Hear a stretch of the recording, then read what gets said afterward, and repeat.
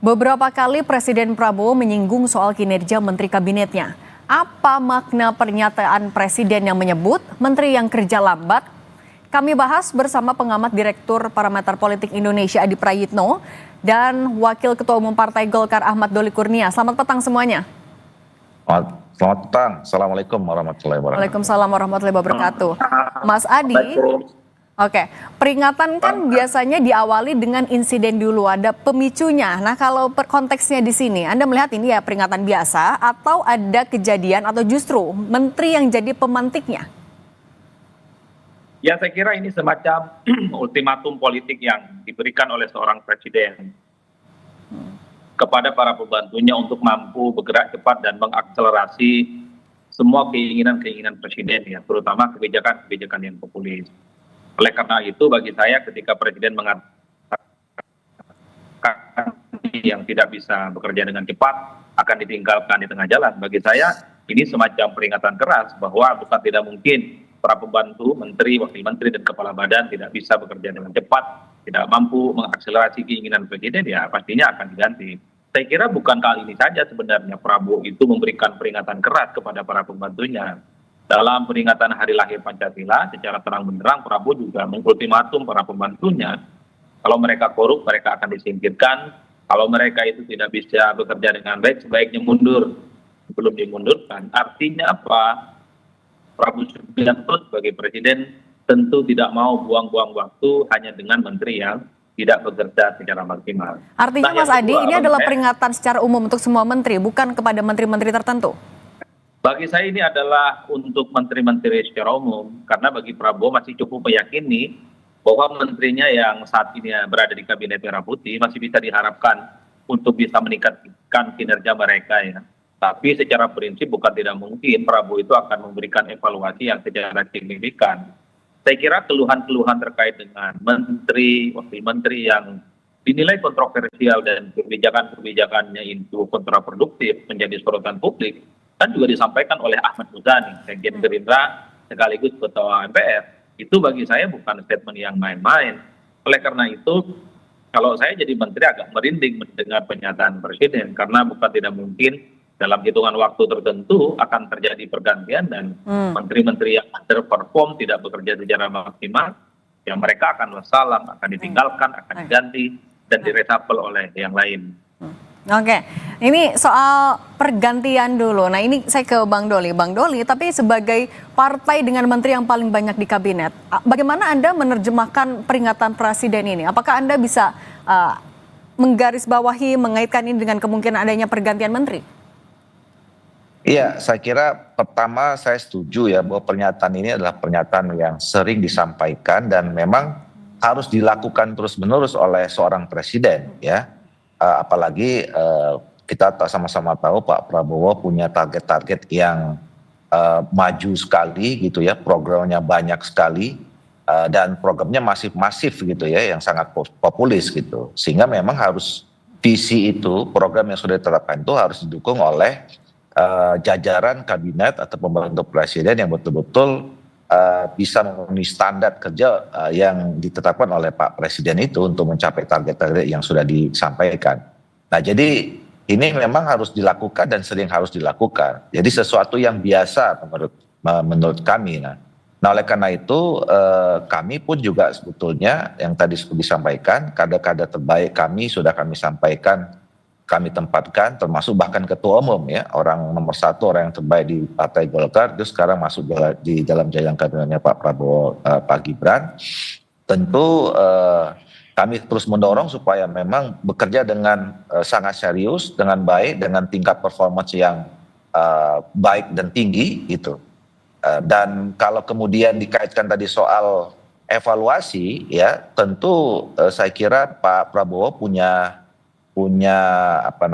cara, punya mekanisme sendiri untuk melakukan evaluasi terhadap kinerja jajaran kabinetnya, dan yang saya kira yang paling tahu itu Pak Prabowo sendiri ya. Dan apakah masih bisa seorang menteri itu masih dianggap perform atau baik, bisa diteruskan dan seterusnya, itu yang paling tahu Pak Prabowo. Oke, yang paling tahu Pak Prabowo, tapi kalau Mas Adi melihat kinerja menteri-menteri selama beberapa waktu terakhir ini, apakah ada menteri-menteri yang menurut Anda cukup mencolok untuk dievaluasi, apalagi kalau kaitannya dengan potensi ada pergantian menteri? Ya, saya kira dua hal kalau dikaitkan dengan soal evaluasi kinerja menteri. Pertama tentu terkait dengan kinerja ya, karena harus kita akui problem-problem strategis yang saat ini sedang dihadapi oleh rakyat terkait dengan misalnya sulitnya menjadi lapangan pekerjaan, angka kemiskinan yang terus bertambah, PHK terjadi di mana-mana, daya beli ekonomi yang semakin rendah. Saya kira itu adalah menjadi bahan evaluasi yang cukup penting. Bagaimana kementerian-kementerian terkait kalau memang tidak bisa diakselerasi, tidak bisa bekerja dengan cepat dan tidak bisa diharapkan, ya saya kira pernyataan-pernyataan presiden itu harus ada ujungnya. Apa ujungnya? Ya tentu reshuffle. Itu yang dilihat oleh publik. Jangan sampai pernyataan presiden yang sangat mengultimasi bagaimana kinerja menteri harus maksimal, ini tidak ada ujungnya. Nah yang kedua, banyak juga pihak yang berharap ada reshuffle dan pergantian kepada menteri yang memang statement-statementnya itu kan kontroversial.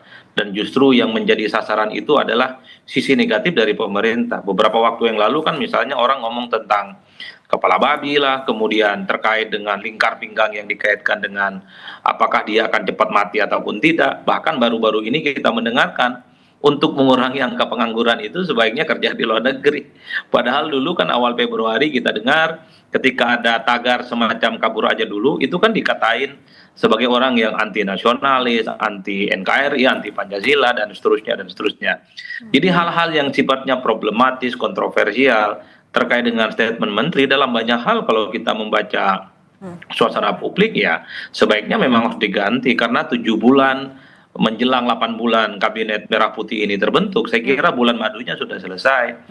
Jadi para pembantu presiden, menteri, wakil menteri, kepala badan, kepala lembaga, kalau memang mereka hanya menjadi beban bagi presiden, hanya mencoreng nama baik pemerintah, tidak bisa bekerja dengan maksimal, tak ada cerita. Presiden harus bisa menggunakan tangan besinya, mengganti mereka dengan yang lainnya. Saya kira begitu banyak orang-orang hebat dan orang-orang top di negara ini untuk dipersiapkan mengganti menteri yang memang sudah tidak sesuai dengan ekspektasi. Nah soal Saya kira mengganti itu, di situ sebentar Mas Adi, kita ke Bang Doli dulu. Nah soal mengganti tadi, oke ini adalah hak prerogatif dari presiden, tapi dengan seringnya ultimatum ini disampaikan oleh presiden, dari Golkar membaca sinyal reshuffle ini menguatkah setelah pernyataan terakhir?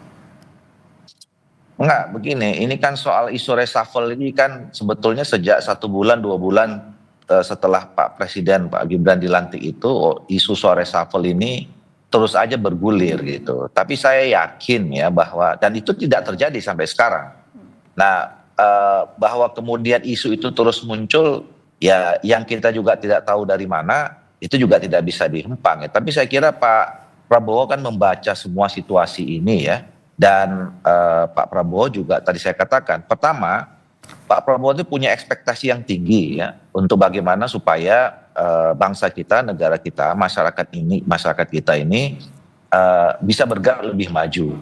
Dan saya kira juga Pak Prabowo tahu masyarakat juga punya ekspektasi yang tinggi ketika kemarin misalnya Pak Prabowo dalam kampanyenya menyampaikan program-program yang tadi yang sangat populis itu dan ditunggu oleh masyarakat kita. Nah itulah makanya kemudian situasi dengan tadi mengetahui ekspektasi yang tinggi itulah Pak Prabowo sering mengatakan bahwa ayo menteri-menteri ini harus lebih serius, lebih kerja keras ya gitu. Dan saya setuju, saya kira memang tadi pernyataan Pak Presiden ini juga harusnya mendorong menteri-menteri itu lebih fokus bekerja ya berdasarkan tupoksinya masing-masing ketimbang misalnya menyampaikan pernyataan-pernyataan yang mungkin bisa jadi kontraproduktif gitu. Nah oleh karena itu bagi kami buat Golkar kalau soal evaluasi, soal kemudian reshuffle, kami tahu persis bahwa negara kita ini diatur, ada regulasinya tentang itu, dan itu adalah hak prerogatifnya Pak Presiden, yaitu Pak Prabowo. Oke, tapi sejauh ini dari banyaknya ultimatum presiden, apa evaluasi yang sering disampaikan langsung oleh presiden ke menteri-menteri, terutama yang dari Golkar? Saya kira kalau komunikasi yang terbangun selama ini dalam internal Partai Golkar, ya saya bisa menilai ya bahwa semua kader-kader Partai Golkar yang diberi amanah oleh negara melalui Pak Presiden ya, baik dari sebagai menteri maupun wakil-wakil menteri dan kepala badan, sejauh ini kami mendorong mereka bekerja sangat sungguh-sungguh, sangat serius dan ingin sekali memenuhi target-target apa yang diberikan oleh Pak Prabowo kepada menteri-menteri kami, dan kami juga bisa menilai sampai sejauh ini menteri-menteri kami perform. Kalau dari Mas Adi melihat ultimatum presiden ini sebagai bentuk pernyataan presiden untuk memecut kinerja menteri-menterinya, atau justru melihat bahwa banyak menterinya ternyata kerjanya belum optimal? Ya, saya kira memang bagi saya seharusnya memang presiden itu harus terus memberikan motivasi untuk terus memprovokasi bagaimana kinerja menteri harus ditingkatkan.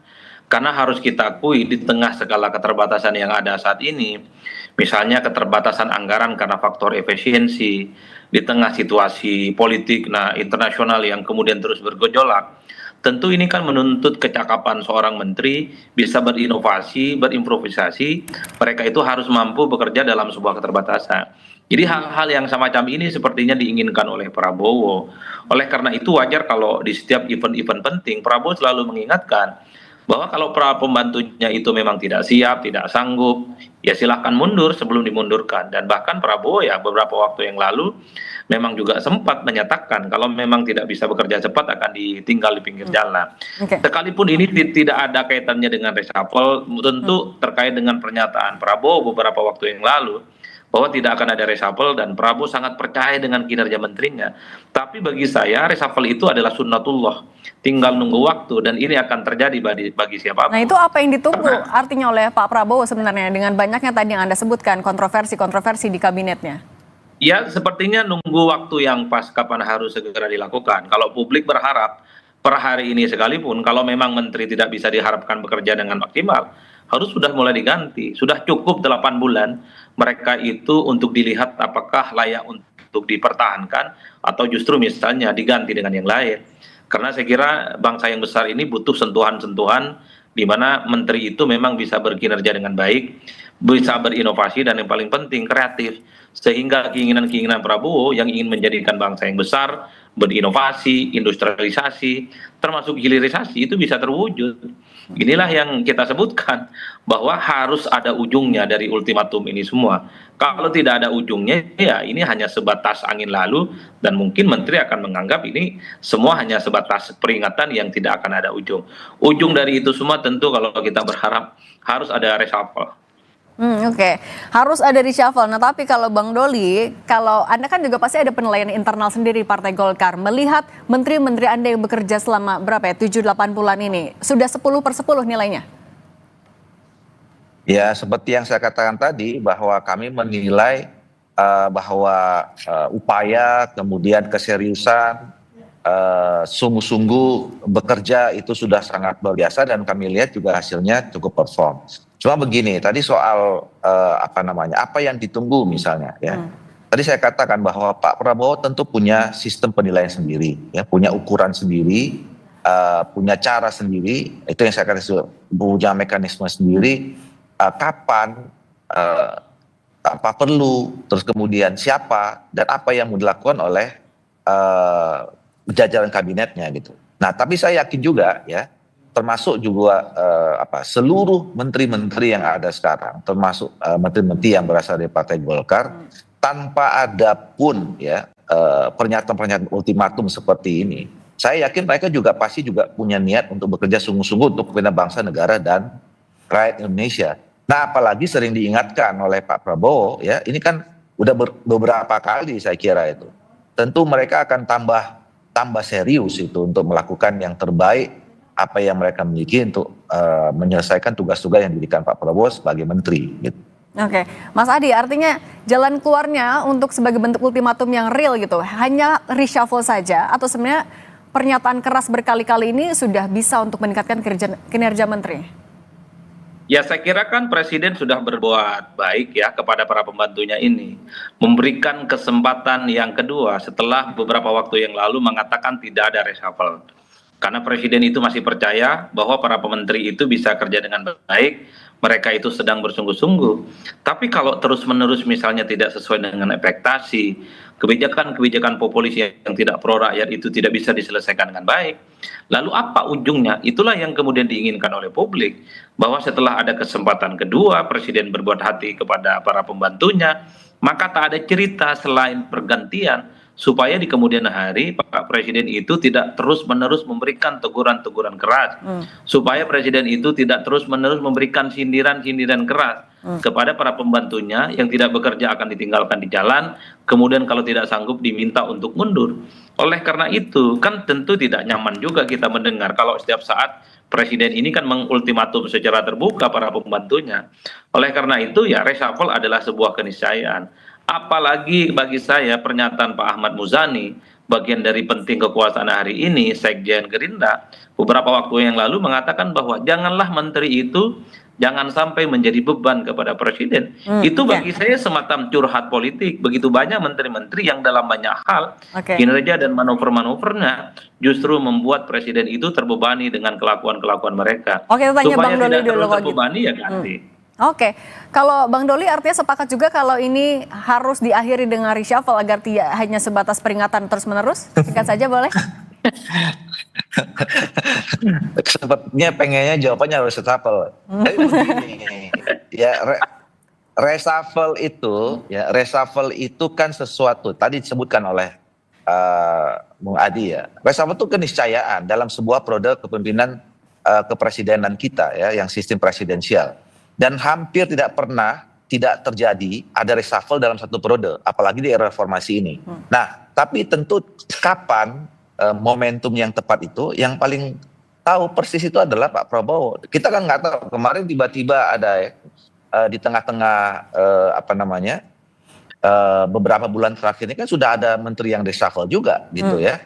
Jadi yang kita tidak tahu tiba-tiba mungkin waktu itu ekspektasi masyarakat terhadap Menteri A gitu.